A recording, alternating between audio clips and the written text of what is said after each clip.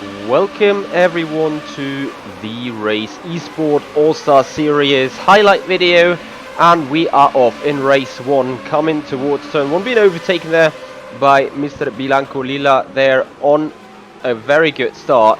So first thing to make sure is to not make contact with anyone going into the first turn. Despite being jumped by Bilanco Lila, we get that place back here right in turn 2, and then wait for the field to settle down, as the track very bumpy, very easy to lose the car and very easy to do mistakes.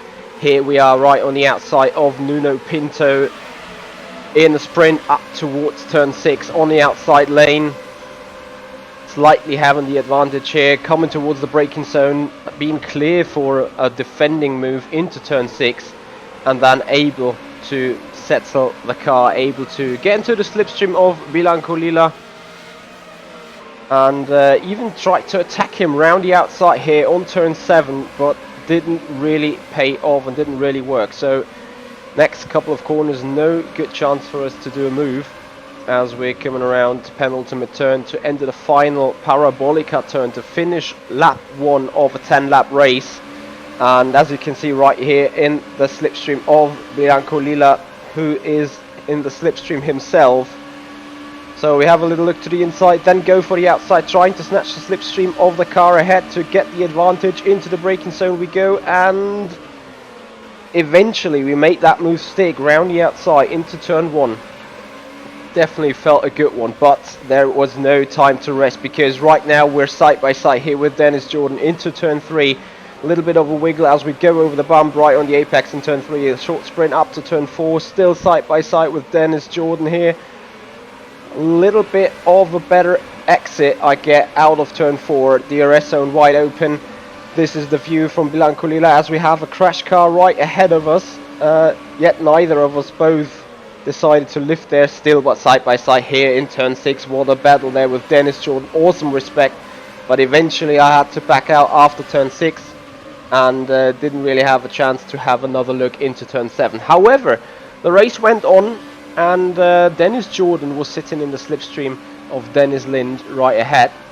And we are now starting into the final lap of race 1, coming towards turn 1 here, as Dennis Jordan has a look on the outside of Lind, and that is our opportunity to close up again. Sadly, we have not the chance to really do a move on Dennis Jordan at that point, but as it is final lap, everyone is maximizing everything. A little mistake there from Dennis that gets us all over the rear end of him once again, and we find ourselves in a good position out of turn 4 right into the slipstream, even a little bit too close, not really having a chance to really access the slipstream. However, with him having DRS wide open as well, there's only one chance, really maximizing everything into turn 6, but he has done an awesome job there on the outside lane, braking late, holding the line, and into turn 7 he goes with half a car length ahead, leaving us no chance but to back out of that move again. Still, it's a few more couple of corners to go, penultimate turn.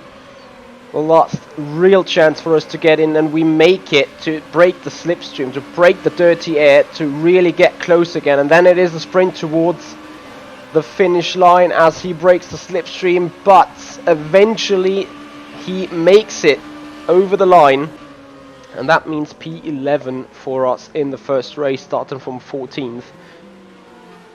Actually not too bad of a result, considering the limited possibilities that you have in that race 1 or around this track in general, since it is very, very bumpy.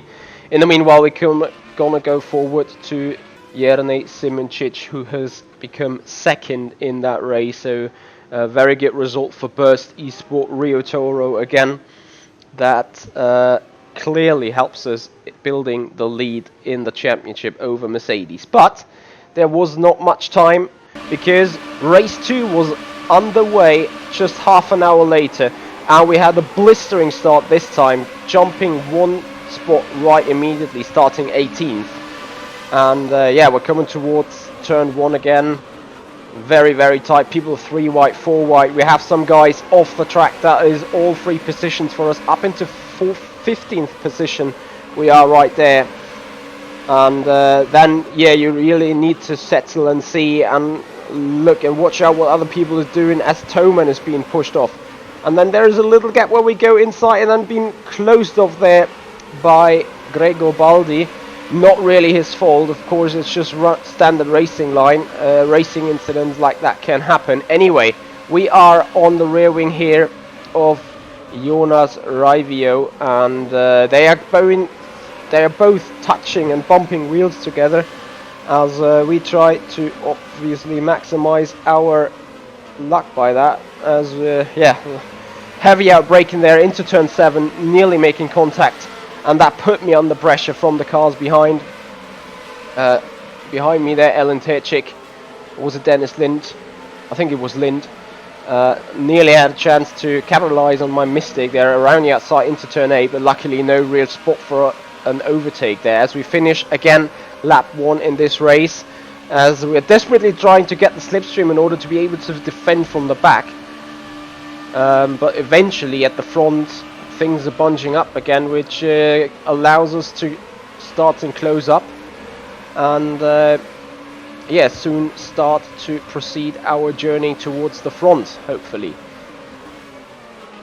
Cars sideways everywhere. This is the very, very tricky bump there in turn 3 on this track. Has been definitely a very, very tricky spot there, as we're right on the rear wing on Gregor Baldi once again into the DRS zone. We go on the jump towards turn 6. And this race was also being a little bit about patience, you know.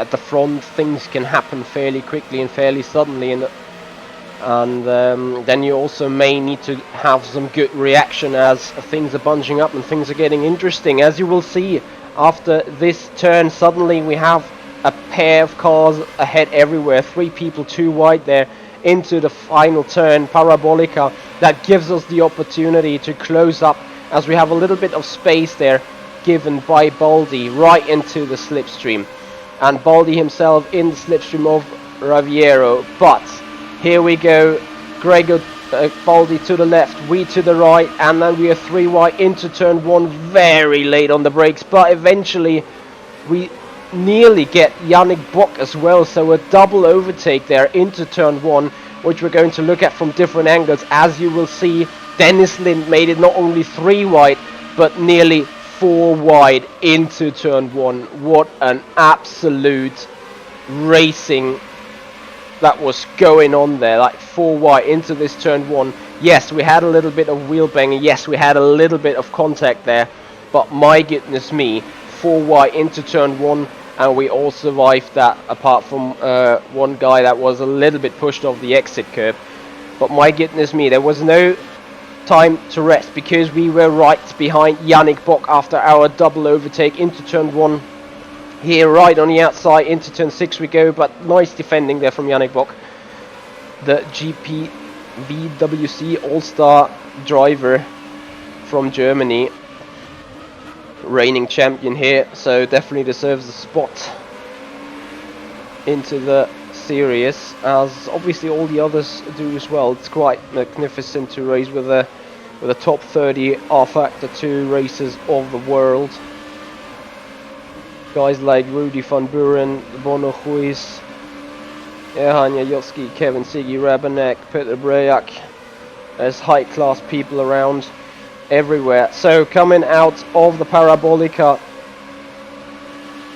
we're having a look already there over Yannick Bock as we're closing down, and this one is eventually a more easy overtake, as we have that overspeed and the straight was long enough to really capitalize on the overspeed, as we've seen Raviero giving Yannick Bock a little bit of a nudge after we have overtaken him. And then we found ourselves to jump on the rear wing of Mr. Milan. Boya Milan there right ahead of us, and he has done an awesome job defending as well, coming into turn 6. Not really a chance for us to do anything, despite we tried with a surprise attack.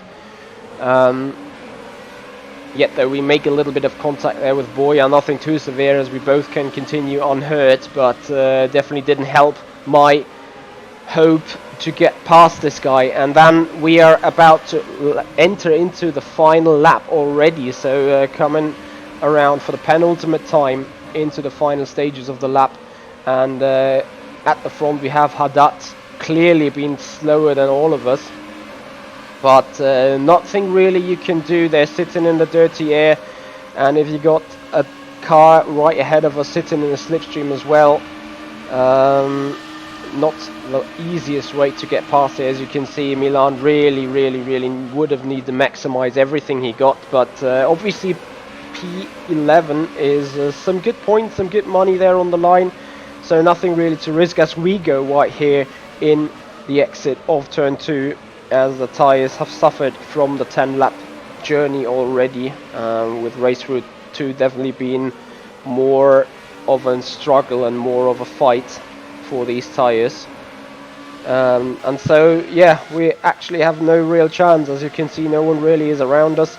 We do have Haddad and Milan ahead, who are still battling, but you will see a kind of deja vu, and I felt the same way twice in race 1 when trying to fight off Dennis Jordan towards the start-finish line, who was done a mega job on breaking the slipstream in the right moment and getting the speed from it.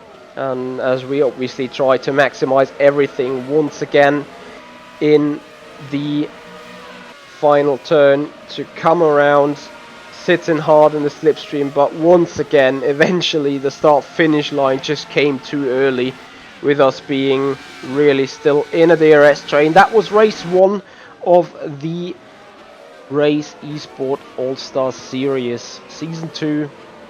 So the second event with race 3 and 4 here around the Portugal International Circuit. We will be live tonight with Series 3 at Sunford 2020.